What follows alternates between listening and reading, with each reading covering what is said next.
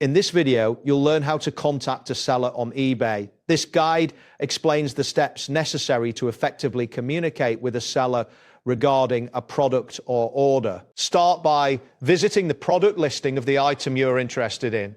On this listing page, you will see the seller's name displayed prominently along with their profile information. To proceed, click on the seller's username, which is typically highlighted and underlined. This action will direct you to their profile page where you can find various options, including viewing their feedback ratings and contacting them directly. Reviewing the seller's profile ensures that you are reaching out to the correct individual. Next, look for the option labeled Contact Seller or Ask Her a Question on the listing page. This option is usually located near the seller's information or within the item details section. By clicking this option, a messaging form provided by eBay will open on your screen.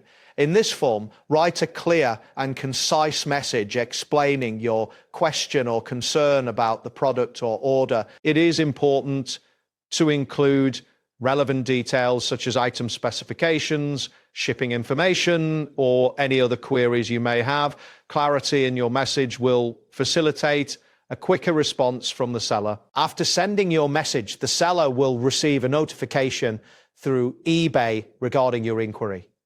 To check for their response, navigate to your eBay messages section, which can be accessed from the top menu of the eBay website. Here, you will find all your messages, including replies from the seller.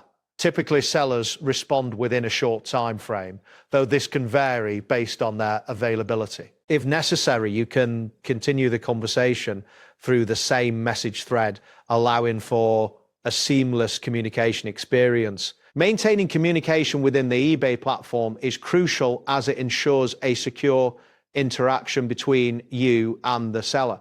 This method helps resolve any questions or concerns before you finalize a purchase, providing peace of mind during the transaction process. Additionally, keep in mind that response times may vary depending on the seller's workload and time zone, so patience may be required. That wraps up today's guide. Thanks for watching and catch you in the next tutorial.